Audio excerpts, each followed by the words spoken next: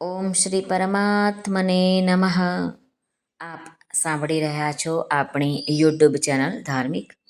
એમાં આપ સૌનું હાર્દિક સ્વાગત છે. આજના વિડીયોમાં આપણે સાંભળવાના છીએ શ્રીમદ ભગવદ્ ગીતા અધ્યાય 18મો મોક્ષ સંન્યાસ યોગનો શ્લોક ક્રમાંક 32. આ શ્લોકમાં ભગવાન તામસી બુદ્ધિના લક્ષણો બતાવે છે.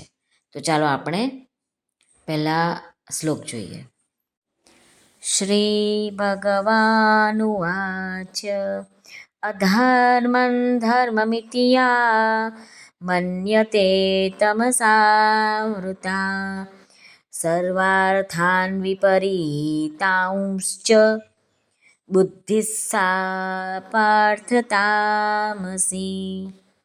શ્રી ભગવાન અર્જુને કહે છે, હે પાર્થ, તમો ગુણથી ઘેરાયેલી જે બુદ્ધિ અધર્મને પણ આ ધર્મ છે એમ માની બેસે છે, તથા એ જ પ્રમાણે બીજા બધા પદાર્થોને પણ અવળા માને છે, એ બુદ્ધિ તામસી છે.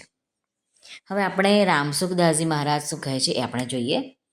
મહારાજ કહે છે કે ઈશ્વરની નિંદા કરવી, શાસ્ત્ર વર્ણ આશ્રમ એના વિરુદ્ધ કામ કરવું, માતા પિતાની સાથે સારો વર્તાવ ન કરવો, સંતો મહાત્માઓ ગુરુ આચાર્યો વગેરેનું અપમાન કરવું, જૂઠ કપટ બેઈમાની બનાવટ, જે ખાવાનું નહીં તે ભોજન કરવું, પરસ્ત્રી ગમન વગેરે શાસ્ત્ર નિષિદ્ધ પાપ કર્મોને ધર્મ માનવો, આ બધું અધર્મને ધર્મ માનવો એમ કહેવાય છે. અધર્મી લોકો આ બધું ને એવું કહે છે કે આ બધું થાય.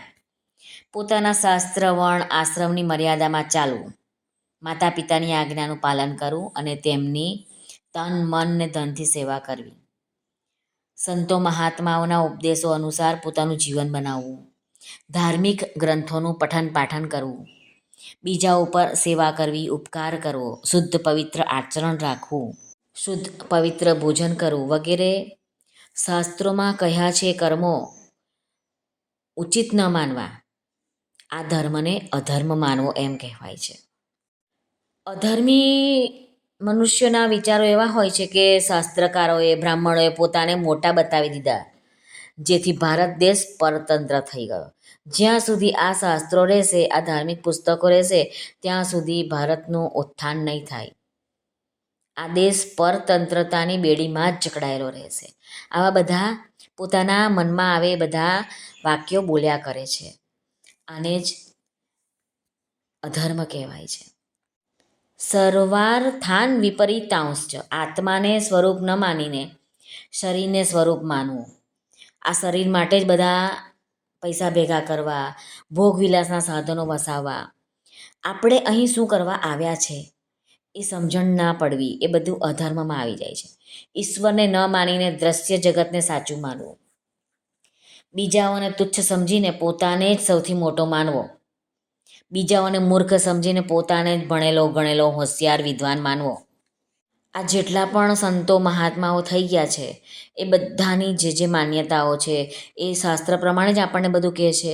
તો એમની માન્યતાઓને શ્રેષ્ઠ ન માનવી અને એમને એવું કહેવું કે આ તો બધું આપમેળે એ લોકો કહ્યા કરે છે, પણ ખરેખર તો જે આપણને ભોગવિલાસમાં સુખ છે ને એ જ લેવા જેવું છે. આ જન્મ્યા શા માટે છે એવું માને છે લોકો, કે ઉપર જઈને ભગવાન પૂછશે કે ભોગવિલાસ કરીને આવ્યા છો, ત્યારે આપણે શું જવાબ આપીશું? આમ આવું અધર્મી લોકો વિચારે છે. ન ખાવાનું ખાય, ન પીવાનું પીવે અને ઉપરથી એમ કે એવું ક્યાં કીધું છે ભગવાને. એટલે એ લોકોએ શાસ્ત્રો વાંચ્યા નથી, સાંભળ્યા નથી, એટલે આવું એ બોલ્યા કરે છે. તો જે અધર્મી લોકો હોય છે તે આ બધી વાતો કર્યા કરે છે. માટે ભગવાન કહે છે કે તામસી બુદ્ધિ જેનામાં હોય છે તે મનુષ્યોની અધોગતિ જ થાય છે. અધો ગચ્છન્તિ તામસાહા, આપણે 14મા અધ્યાયમાં આ શ્લોક સાંભળ્યો હતો ને. તો એટલા માટે પોતાનો ઉદ્ધાર ઈચ્છવાવાળાઓએ આનો સર્વથા ત્યાગ કરી દેવો જોઈએ. આપણી બુદ્ધિ જો તામસી હોય રાજસી હોય તો એને સાત્વિક બનાવવાના પ્રયત્નો કરવા જોઈએ, એમ ભગવાન આ શ્લોકના માધ્યમથી આપણને કહે છે.